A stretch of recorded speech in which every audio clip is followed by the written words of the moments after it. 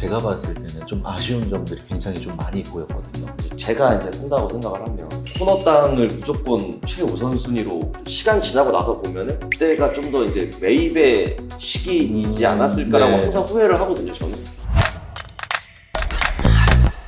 대표님 벌써 5월입니다. 좀 있으면 또 6월이 금방 올 것 같은데 상반기 건물 시장 분위기는 어땠나요? 작년 대비해서 말씀드리면 강남구 같은 경우는 일단은 전년도 상반기 대비했을 네. 때보다 20%가량 거래량이 좀 늘었더라고요. 네. 우리가 생각했던 그 공포는 작년 1년 네, 정도가 공포였지 않았을까 싶기도 하고, 사실 금리도 지금 조금 작년 대비했을 때 네네. 많이 좀 좋아졌잖아요. 소비 심리가 조금 다시 올라간 거라고 좀 생각을 조금 하고 더 있어요. 살아난 네. 느낌? 네. 네. 저희가 상반기를 지나오고 이제 하반기가 남았는데 올해 하반기는 어떻게 될 것 같으세요? 금리가 뭐 내려간다라는 계속 말들이 많았는데 네. 동결이잖아요. 그렇죠. 사람을 자꾸 간질간질하게 하는 그런 느낌이 예. 있어요. 맞습니다. 그 기대 심리? 예, 맞습니다. 내려갈 거야, 내려갈 거야. 그렇기 때문에 좀 소비 심리가 자꾸 욕구가 좀 커지시는 게 아닌가라는 생각이 드는데, 네네. 금리 얘기를 좀 이어서 하고 싶은데 계속 그 기준금리를 3.5%에서 동결 중이잖아요. 그러면은 우리가 기준금리랑 대출받는 금리에 대한 좀 괴리가 있는데 현재 대출금리는 어떻게 되나요? 일반 임대법인 기준, 그러니까 뭐 제조업이나 실질적인 네. 법 영위하고 있는 걸 제외하고 임대법인 기준으로 한 3.9, 3.9 정도. 얘기가. 작년 이제 금리가 막 상승했을 때 있지 않습니까? 그때 제일 높았던 또 대출금리는 어떻게 되나요? 그때 대비했을 때 그래도 좀 많이 내려간 것 같은데, 제가 기억하기로는 뭐 작년인데도 좀 가물가물한데 네. 한 6% 정도 되지 않았나 뭐 싶긴 하거든요. 네. 그리고 2%가량이 네. 조금 내려온 듯한 느낌이고 그 영향 때문에 또 거래가 조금 일지 않았나 라는 생각을 또 좀 하게 됩니다. 요즘은 거래되는 건물들이 어떤 조건의 건물들이 좀 많이 거래가 되나요? 우리 업체를 기준으로 그냥 말씀을 드려보면은 실제로 요즘에는 뭐 임대 수익형 뭐 이런 것보다는 자가로 사용하실 분들, 네네. 이런 분들이 대다수인 것 같고요, 저희 업체 같은 경우. 실사옥을 쓰실 분들이나 본인 네, 사무실 맞아요. 쓰실 용도로 좀 매입을 많이 하신다는 말씀이신 거죠? 네, 맞아요. 보통 그러면은 토지 평수는 어떻게 되나요? 토지 평수가 보통 100평 미만이죠. 네네. 우리가 흔히 말하는 진짜 꼬마 빌딩. 보통 한 70평? 이게 70평 제일 많은 것 같아요. 그렇죠. 강남 기준으로 대충 2면 평당 1억 정도 계산했을 때 한 뭐 70억 정도.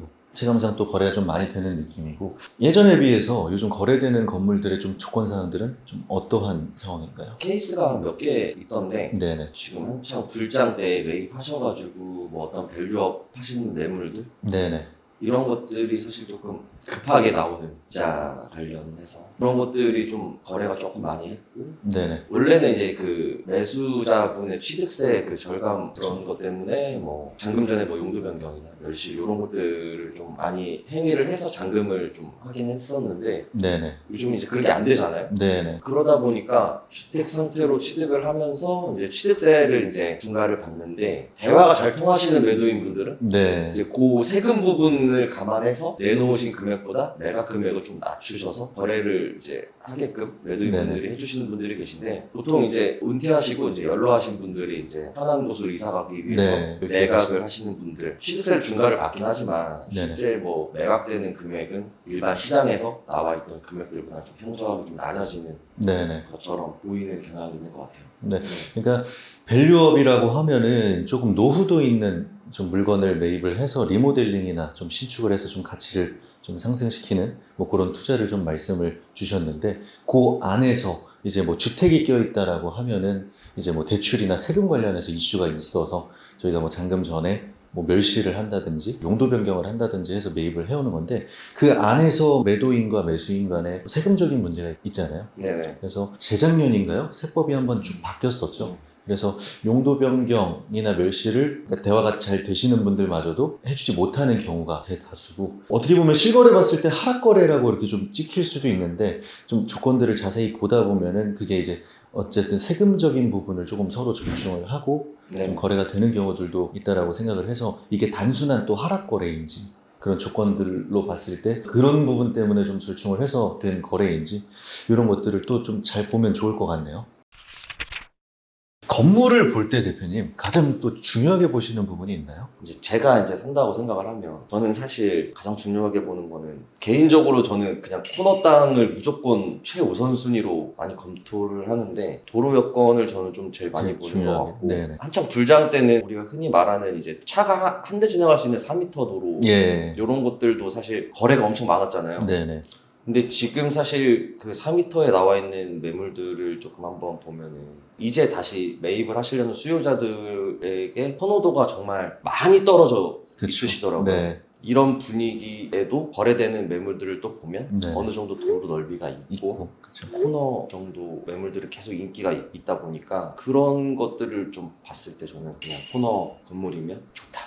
거래가 요즘 많이 되는 지역이라고 하면은 강남을 제외하고 체감이 되는 지역이 있으실까요? 기사들 보면 많이 나오더라고요. 강남구는 오히려 이 공포의 시기에도 네. 오히려 거래량이 증가를 했고 네네. 서울 외에 뭐 수도권이나 뭐 이런 데들을 보면은 뭐 마이너스 30% 되는 데들도 있더라고요. 그렇죠. 그러다 보니까 역시 불패는 강남이지 않을까 생각을 하는데 네. 근데 여기 영동대교만 지나면 있는 그 성수동은 네. 차가 좀 들어갈 수도 없는 그런 네네. 골목에 있는 이제 좀 연남동의 그 미로길 같은 예. 그런 쪽도 지금 거래가 일어나고 있더라고요. 성수가 연무장길이라고 하잖아요. 거기가 제가 알기로는 평당 2억 8천까지 거래가 됐습니다. 맞아요. 뭐 강남 어디 대로변이랑도 견줄 만한 금액인 거잖아요. 네. 어떻게 그렇게 됐다라고 생각을 하세요? 평가를 제가 뭐 하기는 좀 그렇고 그럼 반대로 기대 이하였던 지역들이 좀 있을까요? 그냥 제 개인적인 견해입니다. 저는 사실 송정동 그 최근에 영상을 하나 올렸었는데 네네네. 거기 임장을 한번 갔다 왔거든요. 듣던 그런 송정동에 비해서 제가 봤을 때는 좀 아쉬운 점들이 굉장히 좀 많이 보였거든요. 저희 업체에서도 사실 송정동이 뭐 한 두세 건 정도 거래가 된 게 있는데 뭐 소액이긴 해서 그냥 투자성으로 보시는 분들이 매입을 하시겠구나라고 네네. 생각을 했는데 한창 이렇게 송정동이 막 이렇게 막 언급이 많이 되던 거에 비했을 때 지금 시간이 꽤 흘렀는데 네네. 동네 자체가 뭔가 그런 기분은 많이 없는 것 같아요. 네, 얘기가 막 나왔던 거에 비해서 그렇게 좀 변화가 크게 되지 않은 듯한 느낌. 맞아요. 변화. 네. 맞아요. 변화가 변화. 변화. 느낌이 아니고 변화. 변화. 좋습니다.